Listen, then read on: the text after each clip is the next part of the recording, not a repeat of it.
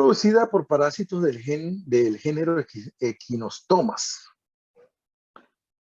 Se distribuye en todo el mundo, aunque esto está por verse, porque hay problemas taxonómicos bien marcados en los individuos de este género. Pero ¿dónde prevalece más esta enfermedad? Asia, Corea, Filipinas, Tailandia, Indonesia y Camboya, ¿no? Como lo verán más adelante. Ustedes pueden ver en esta tabla varias especies de esquistosomas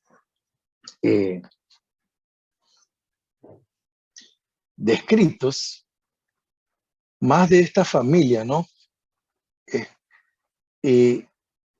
Con diferentes géneros como el Artitechistomus y las especies de esquistosomas. La literatura nos describe más de, creo que son 450 o 350 especies, ¿no? Que parasitan una diversidad de animales, ¿no? Pero como yo les dije, hay problemas taxonómicos evidentes aquí, que radican, por ejemplo, en la descripción de las especies. Algunas personas de estos autores, donde cuando hacen la descripción original de los casos, no describen, por ejemplo, correctamente la nueva especie, tomando en cuenta patrones morfométricos evidentes en larvas, huevos e individuos adultos. Ni, por ejemplo, se han ayudado de herramientas moleculares para la descripción de nuevas especies. Sin embargo, este autor, ¿no? Que describo más adelante en la bibliografía que utilicé para la descripción de los equinostomas, nos dice que confirmadas hay 23 especies que causan problemas de salud pública en humanos. Así que veremos eso.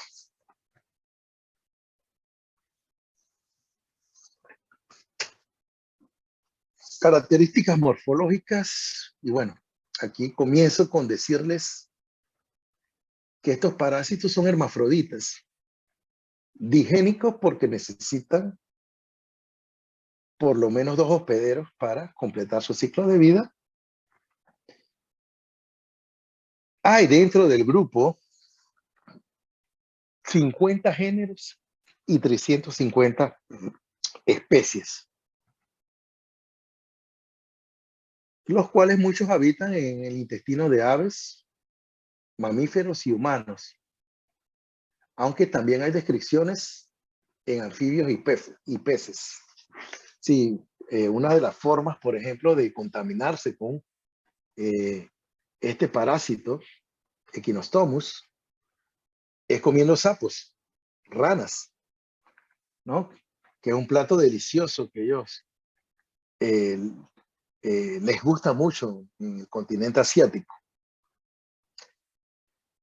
Entonces también podemos mencionar que el gusano adulto mide de 0.6 a 1 centímetro de largo, ¿no? Es bastante pequeño, y 0.2 a 0.3 centímetros de ancho.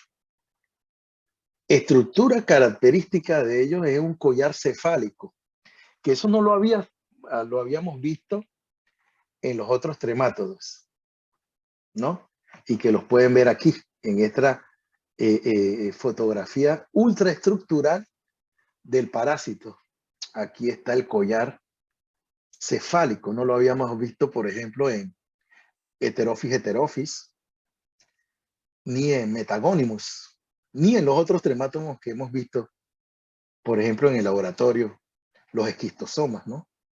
Por ejemplo, Natostoma,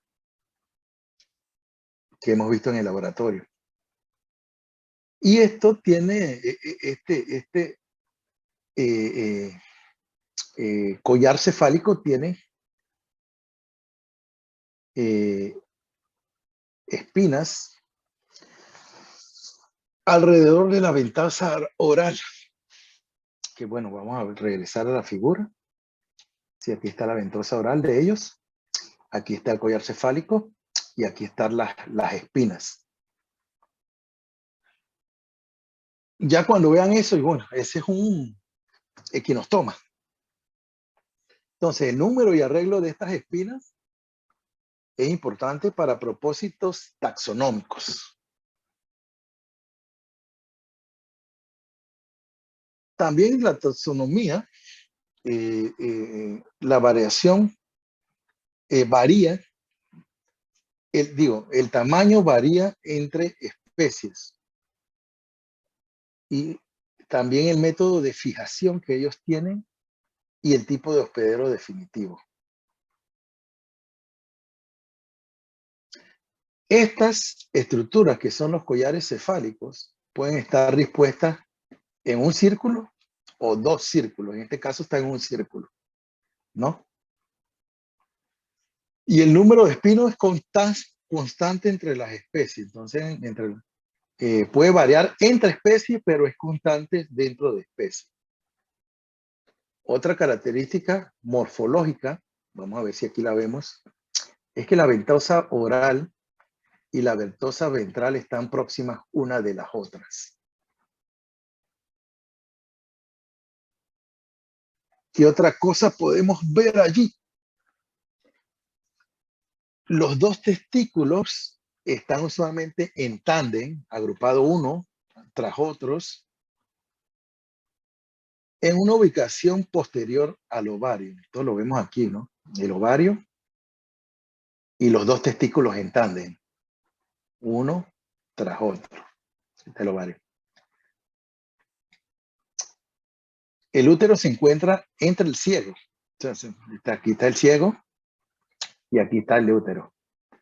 Y los tubos uterinos llenos de huevos.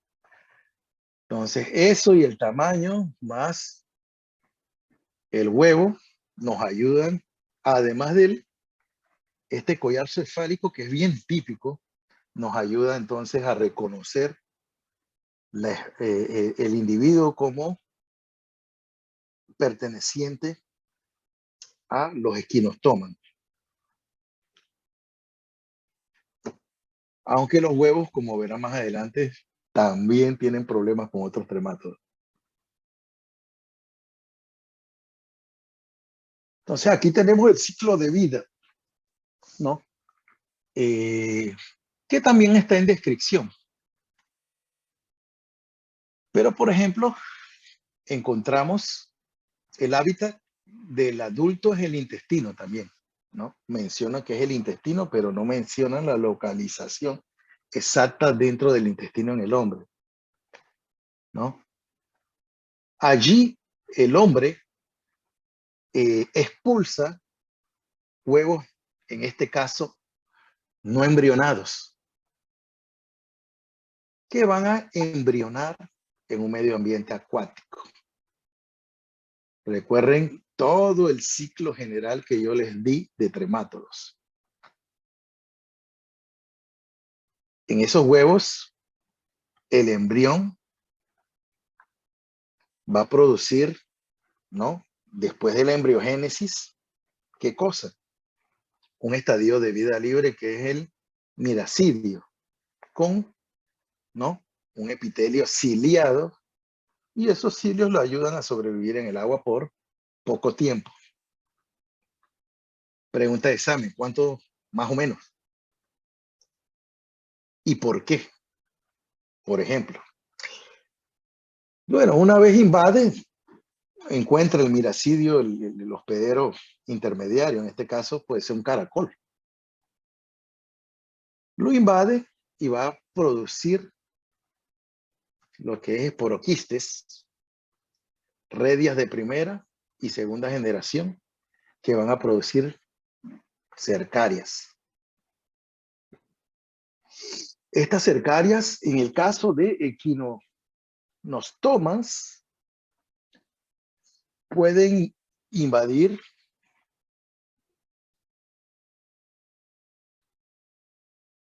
almejas. En otros ciclos creo que habían crustáceos. Otros hospederos definitivos como caracoles. También un segundo hospedero intermediario que sería otro caracol, por ejemplo. En otra figura de ciclo que yo vi, habían inclusive cangrejos, ¿no? Como segundos hospederos intermediarios. Y estos platos exquisitos, ¿no? Derivados de estas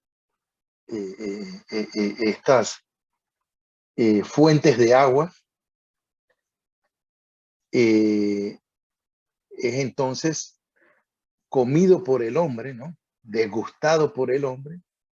Y bueno, aquí las cercarias se van a enquistar para formar metacercarias y el hombre se va a contaminar con ellas, ¿no? Y así se cierra el ciclo de los equinostomas en la cual participa el hombre. ¿Entendieron el ciclo? Sí, profesor. Ajá. Profe, todavía no he encontrado la diferencia entre esquitomiasis, ¿cuál? Esquitomiasis y con eh, metagonium. Me siento Metagonimus, tú dices los ciclos. igual. Los Los dos, ciclos ajá, igualito. No, se parecen sí bastante y en realidad son infecciones de Metagonimus, son transmitidas por alimentos. Se les considera, ¿no? Infecciones de tremátodos producidas por alimentos. Pero, por ejemplo, sí vas a encontrar una diferencia entre esquistosomas y heterofidios, ¿no? Que es bastante marcada. Porque allá en esquistosomas utilizan un solo huésped intermediario. Y ese huésped intermediario ahí se da directamente el paso de poroquistes a cercaria. Y en el caso de estos heterofidios, estás viendo que tienen dos hospederos intermediarios, ¿no? Que varía.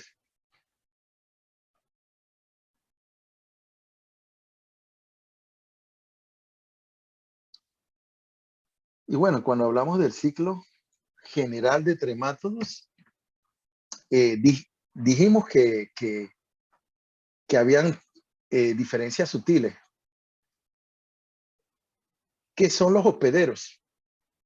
Es principalmente los definitivos, los naturales definitivos, en algunos de los ciclos. Por ejemplo, en algunos ciclos participa perros, gatos, inclusive, en estas comunidades riberinas. En otros ciclos, ya animales más silvestres. ¿Sí? Entonces, hay pequeñas diferencias sutiles en los ciclos de vida, que no son tan marcadas en heterofidios, que es lo que estamos viendo aquí, de la familia Heterophidae.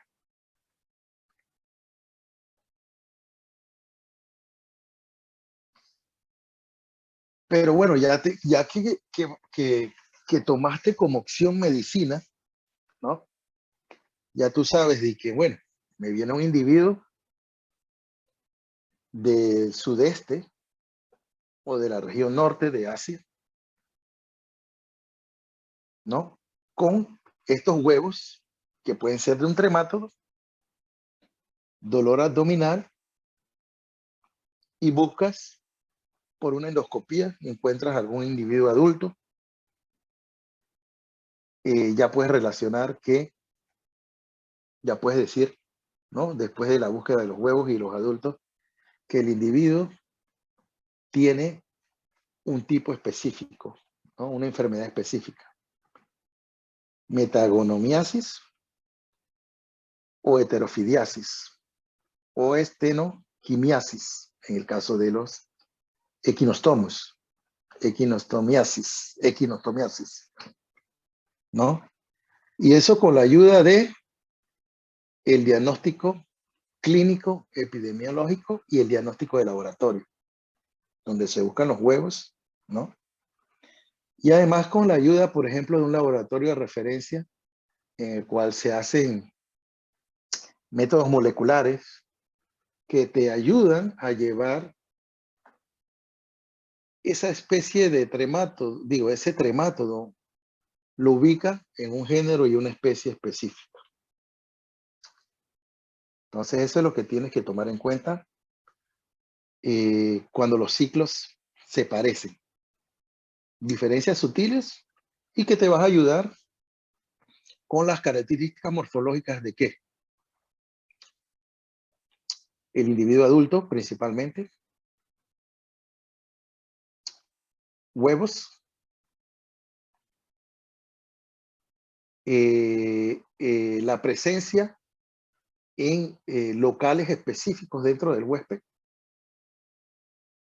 etcétera, etcétera, etcétera. Además, pues, sabes que la gravedad de la enfermedad puede variar si el individuo es inmunocomprometido o no. Entonces ya tú sospechas, ¿no? Me llega un individuo con sangre oculta en las heces, ¿no? Malabsorción, diarrea, procedente del sudeste asiático, donde acostumbran a comer estos platos exóticos que llevan a la transmisión de las metacercarias. Entonces tú cierras tu cuadro, tu diagnóstico allí, ¿no? Con eso. Así que simplemente aprende los ciclos para que después puedas relacionar en tu práctica clínica, ¿no? Viene de allá, ¿no? Probablemente ingirió un crustáceo, un molusco o un pez contaminado con ¿qué? Con metacercaria, porque si no tuvieras un conocimiento del ciclo, no podrías saber eso. Sí,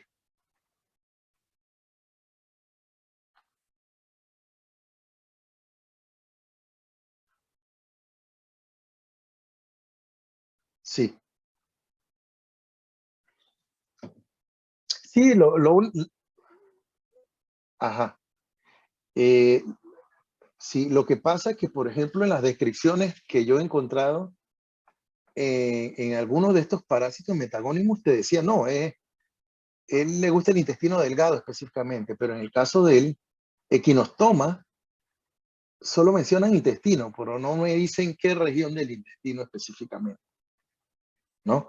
Porque la descripción es reciente de las especies. Y como yo te dije, la taxonomía tiene que ser revisada porque la descripción se hizo arbitrariamente, por ejemplo, basada solamente en los huevos y la ubicación geográfica. Entonces le daban un nombre a la especie, por ejemplo, Equinostoma siberiensis, solamente porque se encontraban en una región específica, geográfica específica, y porque encontraron huevos del género que lo asociaban al género equinostoma en las heces del individuo. Entonces, no se hizo la descripción rigurosa de la especie. Entonces, eso complica, ¿no? La taxonomía de estas especies. Hasta el momento, entonces, ustedes van a ver, creo que más adelante, lo escribo en otra diapositiva, algunas especies que sí son reconocidas por la Organización Mundial de la Salud, además de las 23 especies que forman parte de la familia que se encuentra en una tabla que les mostré al inicio, ¿no? Pero como mencioné, Felipe, todos estos son parásitos descritos recientemente y que te puedo mencionar que equinostoma es una enfermedad desatendida.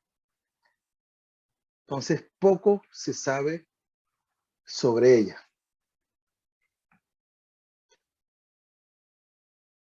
Sí. Pero lo poco que yo encontré, ¿no?, en artículos científicos, lo estoy reflejando aquí en la clase. Porque recuerden que hay que cumplir con el programa.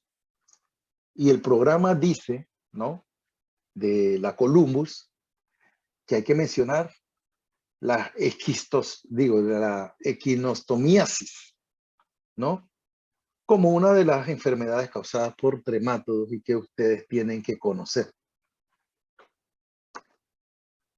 Además de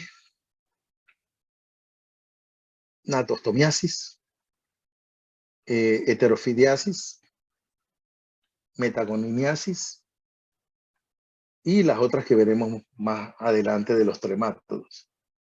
Solo que cuesta, ¿no?, encontrar toda esta información. Los libros que yo consulté, que son los que yo les brindé, ¿no?, en realidad tienen poco de equinostoma. Tiene una descripción bien vaga de equinostoma. Y gastrodiscoides hominis, que es otra asociada a transmisión por alimentos, ¿no? Y bueno, como no conocemos bien la taxonomía, no sabemos bien la distribución de los equinostomas, pero los reportes de casos vienen más de Asia, ¿no? En este caso, sureste, suroeste asiático y sureste asiático, que son las regiones que ven aquí en naranja y en celeste. Son las regiones donde más se han reportado casos de equinostomiasis. ¿Sí? Y por eso yo coloco allí la fuente de infección determina la distribución geográfica de los equinostomiasis en estos lugares del sureste asiático. Entonces, ¿qué come el humano para contaminarse? Molusco, peces, serpientes acuáticas, ellos comen de todas esas cosas, ¿no? Son platos culinarios que ellos acostumbran comer allá, es parte de su cultura. Y esto, crudo o semicrudo.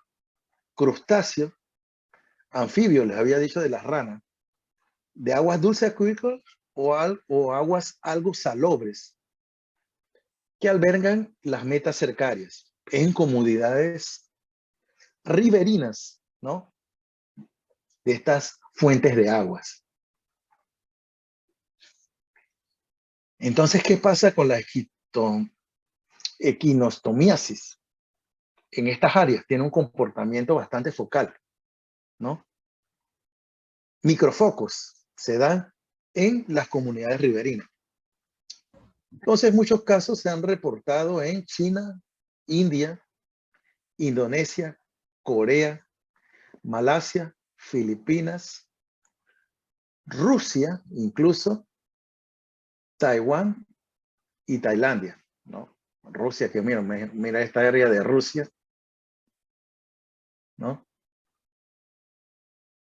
en el sureste, acá en Corea, ¿no?, para acá India, acá Taiwán y para acá Tailandia. Entonces, quién sabe, más adelante tengamos más descripción de casos, inclusive quién sabe en Latinoamérica, como lo que ha pasado, por ejemplo, el primer caso reportado de Heterophis en Estados Unidos, que probablemente sea una transmisión local debido a la ingestión. Si el pez no fue importado, ¿no?, de sushi, ¿no?, de un pez crudo en ese estado de Estados Unidos. ¿No? Eso creo que los mencioné la semana pasada, ¿no?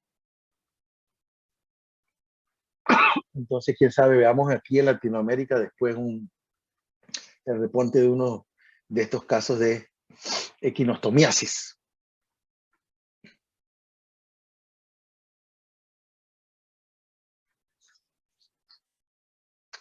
¿Qué pasa? Por la taxonomía y por la poca información, no se conoce a ciencia cierta la incidencia de la enfermedad. Los reportes que se han dado de ellas, de los casos, son esporádicos y, como yo les dije, con poca información.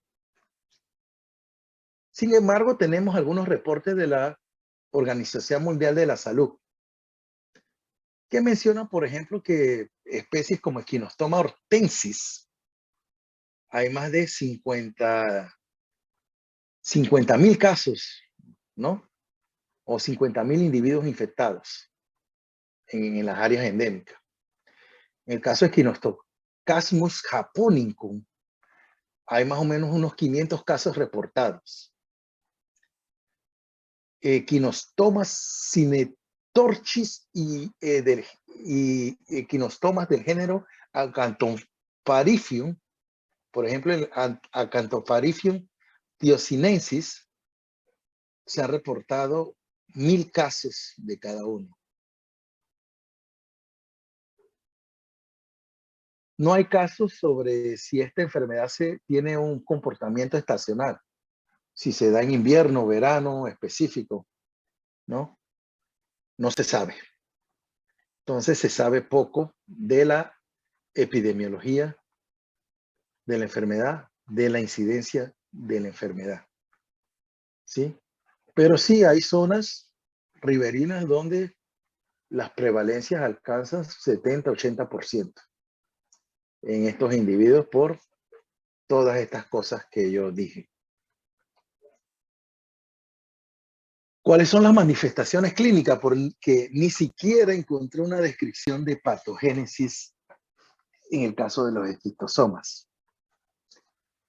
Simplemente se mencionan en estos reviews que encontré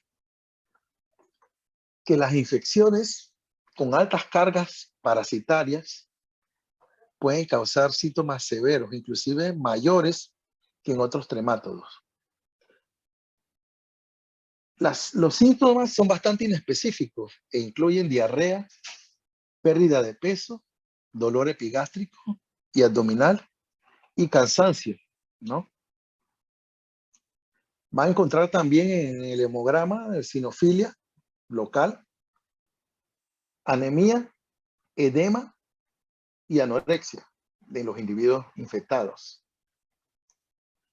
El daño a la mucosa, que es lo poco que yo pude encontrar, incluye gastritis crónica, hay infiltración de células inflamatorias, erosión de la mucosa, erosión de la mucosa intestinal, sangre y lesiones similares al adenocarcinoma. Entonces, es grave, pero no menciona, por ejemplo, si esta gravedad se da más en individuos inmunocomprometidos o no, como era el caso de Metagonimus, ¿no? Estos parásitos también tienen localizaciones ectópicas, como la vejiga urinaria, donde puede causar una infección que se caracteriza por obstrucción, ¿no? De la vejiga urinaria, sangre en la orina, y eso lo evidencian midiendo la concentración de eritrocitos, que alcanza valores de 305 eritrocitos por microlitro de orina, y lo normal es de 0 a 13, ¿no? De estos eritrocitos. Un aumento de los linfocitos en orina alcanza un promedio de 297 linfocitos por microlitro de orina, es bastante alta, cuando lo normal es 0 a 9. y un resultado de sangre oculta de 2 más, ¿no? A veces la hematuria es acompañada de disuria. El diagnóstico y tratamiento que se da en equinostomiasis es el hallazgo de huevos en las heces. Entonces, él tiene una característica, ¿no? Es marrón amarillento, es operculado y tiene una cubierta delgada. Los huevos, cuando son expulsados por el individuo adulto, no son embrionados y tienen un tamaño de entre 66 a 145 micrómetros, dependiendo de la especie, de largo y 43 a 90 micrómetros de ancho. Entonces, la morfología de huevos es difícil, ¿no? Comparar los huevos y decir, no, esta es la especie. Y en el caso del tratamiento, se utiliza también praziquantel, ¿no? En dosis de 10 a 20 miligramos por kilogramos de peso. Y esto, bueno, es lo que yo les tenía hoy de de estos tremátodos transmitidos por alimentos. Y bueno, a la bibliografía que anteriormente yo le mostré, le añadí este otro artículo, ¿no? De neglected foodborne trematodiosis, o sea, enfermedades eh, eh, desatendidas, transmitidas por alimentos, ¿sí? Enfermedades causadas por tremátodos, ¿no? Equinostomiasis y gastrodiscoidiasis, que veremos en la próxima clase el próximo viernes. Y con eso termino la clase de hoy. ¿Tienen alguna pregunta?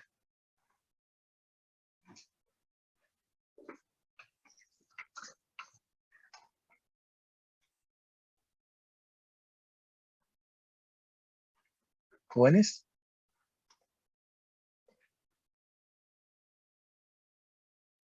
Creo que por ahora no hay preguntas, profe. ¿Todo clarito? Bueno, si es así, entonces que tengan un buen fin de semana todos ustedes. Ajá. Felipe.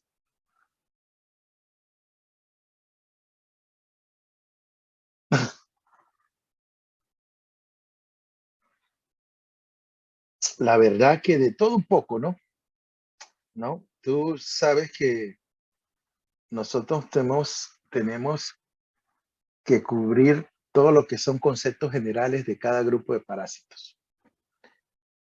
Y dentro de cada grupo de parásitos vemos que la taxonomía, ¿no? Esa taxonomía, ¿cómo se da, no? ¿Qué características se utilizan para llegar hasta, inclusive hasta especie? Para patrones morfométricos, de las fases de los ciclos de vida y todas estas cosas. Los ciclos de vida vienen de cualquier forma, vienen. Su dominio de los ciclos de vida será puesto a prueba en el examen sin lugar a duda. Que ustedes sepan el hábitat de cada especie es primordial y la enfermedad que causa, además de la patogénesis de la enfermedad, ¿no? Síntomas, diagnóstico también viene y tratamiento. Entonces, como tú ves, esto va desde descripción morfológica hasta inclusive medidas preventivas. ¿Cómo tú harías, no? Si yo te pregunto, no, en el caso de heterofidiasis, que incluye tales géneros, se toman tales medidas preventivas, excepto. Entonces allí está. Tú puedes coger una escoger una de esas respuestas. O puede ser ninguna, ¿no? Entonces eso está examinando tu dominio de eso, ¿no? Además de la epidemiología, ¿no? O sea, eso de seguro que viene, ¿no? Si estoy hablando de heterofirios, principalmente de una especie, donde está descrita, ¿no? Y cómo se causa la infección en ese individuo. Entonces, todas esas cosas hay que tomarlas en cuenta cuando se hace un examen parcial, porque ustedes como médicos deben manejar esa información para el manejo del paciente y llegar a un diagnóstico conclusivo, ¿sí? Entonces, todos esos aspectos que te mencioné vienen en el parcial de teoría, basado en el programa que me dio la Columbus a cumplir, ¿no? Todos esos aspectos.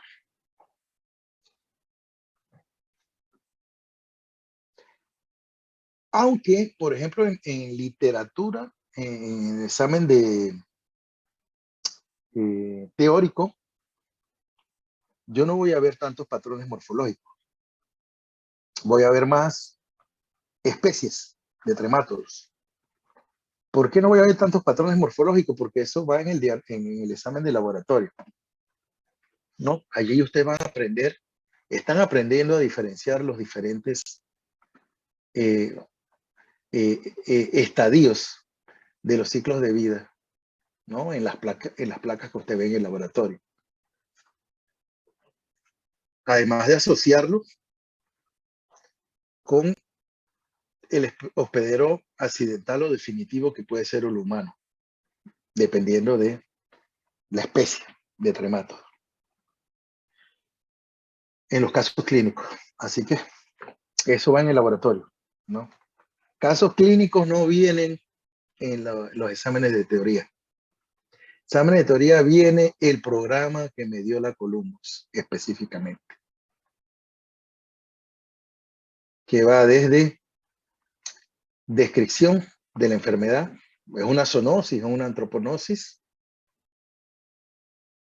hasta las medidas de prevención, que es lo que cumplimos cuando dictamos las clases de cada grupo de parásitos. Fue Felipe que preguntó.